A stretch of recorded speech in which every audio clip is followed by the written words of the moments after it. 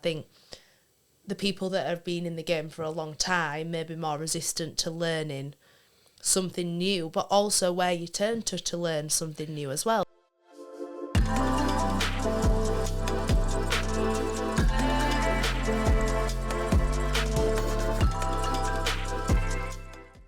Welcome to another episode of Paving the Way pod with RF Paving. This week we are going to discuss, is the paving industry too resistant to change? Yes, thank you, bye. I'm only joking. So it's a bit of a twofold thing, this, isn't it? So I think there's a lot of different topics within that, whether it's materials, people. I think there's quite a big split between old and new. I'd say that the people that have been in it a long time are really good at the fundamentals, maybe a little bit resistant to new materials on the market or new systems, especially with like the ever-developing AI and accounting systems and things that are basically gaining traction in 6 months that might have taken 10 years before. Yeah, I think that there is a little bit of resistance to change, but more often than not, rightly so. Mm-hmm. I think that there's a massive thing about the quality versus speed. Mm-hmm. And I think that, your old school landscapers, do things in a certain way which is fundamentally correct and are loath to sort of like change their processes if it means that it's going to harm the quality of the final product as such. I think you can find the things within the jointing compounds as such. For a particular example is that, people were and still are quite sceptical of certain compounds that are used for jointing for jointing the paving. And I think that yes, some people will sort of like say, oh, it's all right, it's quicker, this and that, but if it's not fit for purpose, then it's something that people could be quite sceptical of. I think it's quite difficult, isn't it? Because if you make a mistake when you are landscaping a job, it is an expensive mistake to make. So a lot of what I hear is, especially when porcelain became more popular, is the landscapers that were used to laying stone all the time was resistant to changing the material to porcelain if the customer chose it. Yeah. I think one of the big things is that in a lot of industries, it's regulated that you kind of have to keep up your knowledge or practice over the years, where in our industry there isn't. So if you're used to laying stone and now porcelain's what your customer's choosing all the time, mm-hmm. that's really like a retraining method of how you lay porcelain. I think the people that have been in the game for a long time may be more resistant to learning something new, but also where you turn to learn something new as well, because there's not much available to teach someone in general, unless you're working under someone that's very good and you're learning your trade that way. There's not really anything specific to teach either old school traders or people new in the market correctly. We quite often say about the learning and the industry standards as such, but it's like if you're a wagon driver, if you're an HGV driver, you have to continuously go on different courses, which, legislations change, rules change, everything else like that, keep up to it. Whereas, that is a profession, and it's a professional, you're a professional driver. This is a profession of, it's a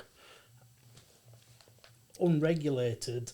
We've said this, haven't we, quite a few times? Quite a few it's times, like you can't. So I think if you start like said to people like you have to go and do this every year, like electricians or whatever other tradespeople have to do, then I think there would be a resistance to that. I know what I'm doing. I've been doing it for 40 years. Sort of like, but when new materials come onto the market exactly. or new legislation, exactly the same as what drivers would be. So like you've got your legislation with SUDs, which we've already covered, and you've got things that come into practice, your materials, so resin-bound systems that are permeable, mm-hmm. your block paving that's now permeable, your eco-materials, things that weren't a thing 10, 20 years ago. Yeah. It's all the same fundamentals as if you were a driver that had to revisit those. It's, to me, it's technically the same because so much has come onto the market that it is a... Yeah, absolutely. And I think, like you just said earlier on there, where do people go to learn about these things? No, there isn't anywhere. If they're not savvy enough to sort of embrace these new products, new systems, new laying, whatever they're doing, is sort of like there's nowhere to actually physically go and learn about it. I think suppliers have got a bit of a role to play in that. I think that, like we've said a lot about doing the CPDs, and I think when it comes to new materials, new practice, new tools, having CPDs available, I think you should be able to go to your supplier and if you wanting to change what you do or open the doors to new materials, I think it has to come from your supplier as well, because your supplier is the one that's introducing these new materials to market, and they can give you a very good understanding about it. It's like priming slurry. Priming slurry didn't used to be even a thing, No. and people installed porcelain at the start without priming slurry, whereas now it's become a practice that priming slurry is used on porcelain and stone. Yeah, absolutely, yeah. But if you spoke to someone that's been doing stone for 30 years, I'm sure that when they did it 30 years ago, it probably didn't need primer because they were putting a thicker bed on it, or they didn't have the time constraints that people have now. And that's another factor, because you're getting so many quotes and people are comparing against. It's like that race to the bottom. People are taking out key parts in it because the industry's forcing it, because they're not getting work if not. So it is a bit of a race to the bottom as well, which is a really challenging thing to overcome. Yeah, and change is inevitable, unfortunately. You know, I think if people Some don't people embrace... struggle with it, Andy. I am one of those people. But if you don't embrace change, then you know you're going to get left behind in certain places. You know, it depends what, you know. Is the industry resistant to change? And I flippantly said yes. I think there's a lot of adaptive people within the industry now that are bringing new things to the market, new sort of like new processes, tools, new techniques, new expectations of you know. And I think we'll talk about social media, etc. You know, the expectations of what can happen within a landscaping project now are, well, they're higher probably than what they ever have been by just having a flat patio. You know, you've got all your different levels, different, you know, designs and everything that people are, you know, clever enough to do. So I think that, yeah, there are certain people within the industry that can bring this change to the forefront and hopefully change it for the better. Yeah. In the landscaping industry. I think one big part of it is we're going to see a change in the next 10 years faster than we've probably seen a change in the last 50 years through AI and software developments. Yeah. I think that's going to be a big thing that our industry may resist for a while, because even to the just normal human, it's a lot to digest that everything's going to change so fast. Yeah. But I think that is maybe when people do get left behind on efficiency or practices, because if you're not bringing AI into your business or increasing with your softwares, like the efficiency of it, if you are doing things a little bit old school, that needs to be considered now, because that is going to be the norm in 5 years' time, and it's going to change very quickly. So I think maybe the people that are resistant to change and the people that are more newer in the market, I do think there'll be quite a stark difference in terms of efficiency, because it's such a rapid change so quickly. And I also don't think that it's a bad thing to be resistant to change. If you've done something for so long and it's always worked, it's like, why would you? What's the saying? Why you don't don't fix something that's broken? That's great, yeah, well, don't. Thank you, wow, thank you. got a saying right. Pulled that out of somewhere. Yeah. And I guess that because modern day landscapers or people that are new in the industry have got so much time pressures, or they've got pressures across everything.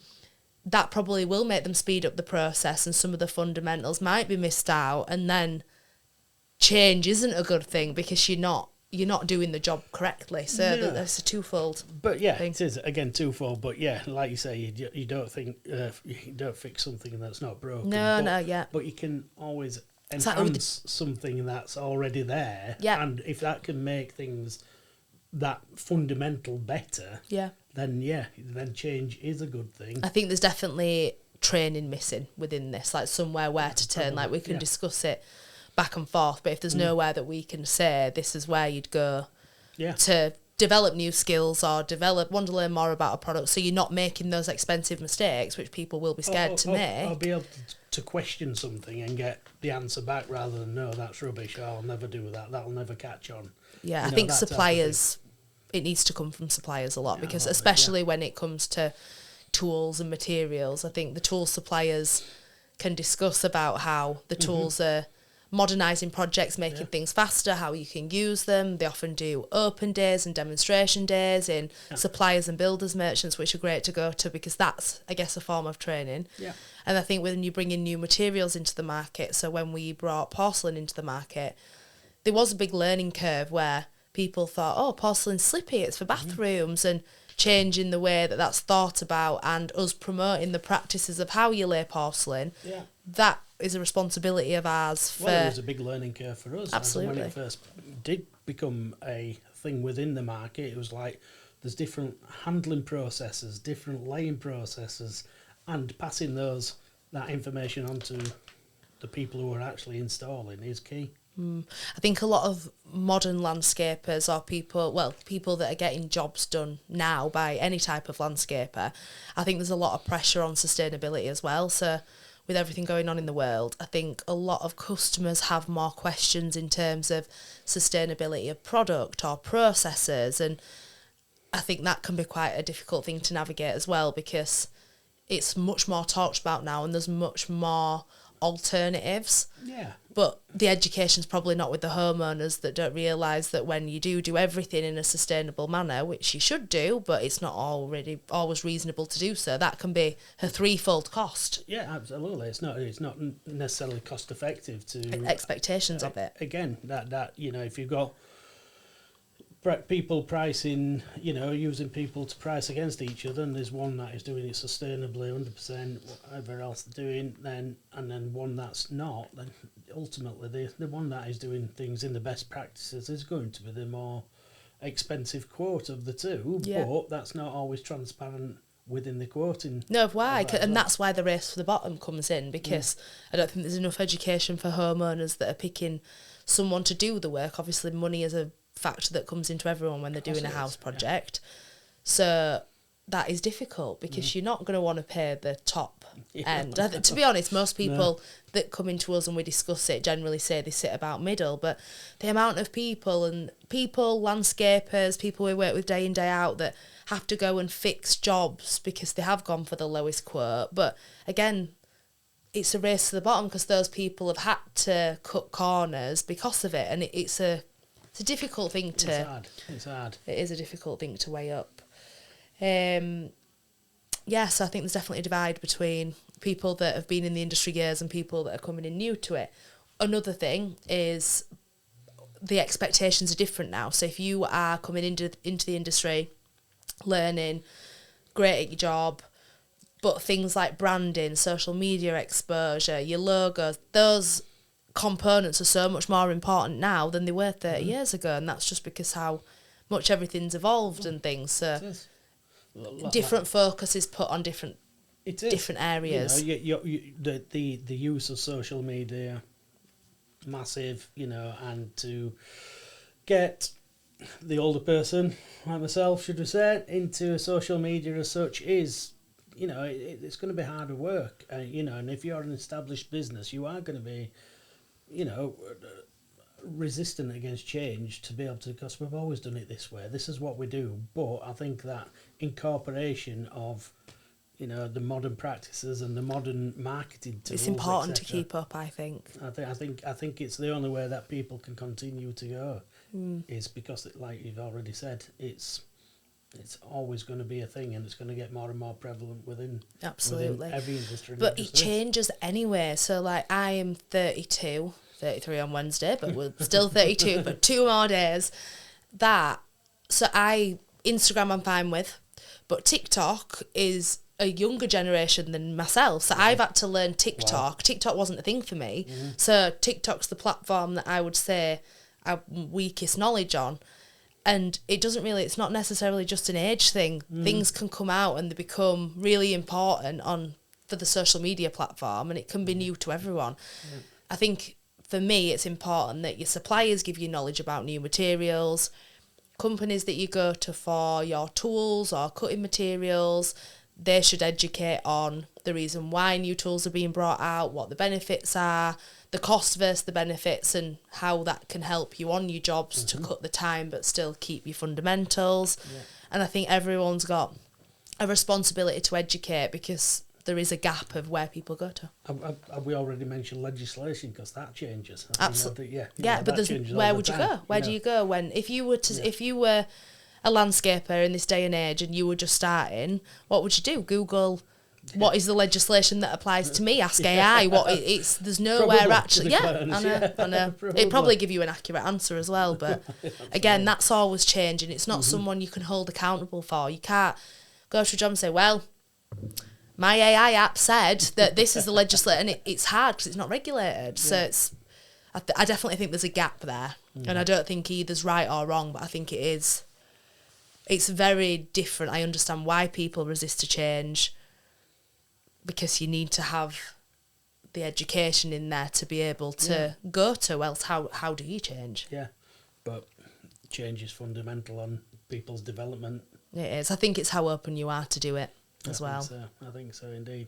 No, challenge yourself. Challenging yourself is massive, to be quite honest. If you can challenge yourself to learn something different, then you are going to be naturally doing that change. But I understand as well, because like even as you get a bit older, life is so full on and busy. I understand the people that say, I've done it for this long, I'm good at what I do, I don't need to know anything else, I don't want to learn anything else. That's fair enough. They can stick to the jobs that they want to do, they know how to do, and they're comfortable doing. So indeed. yeah.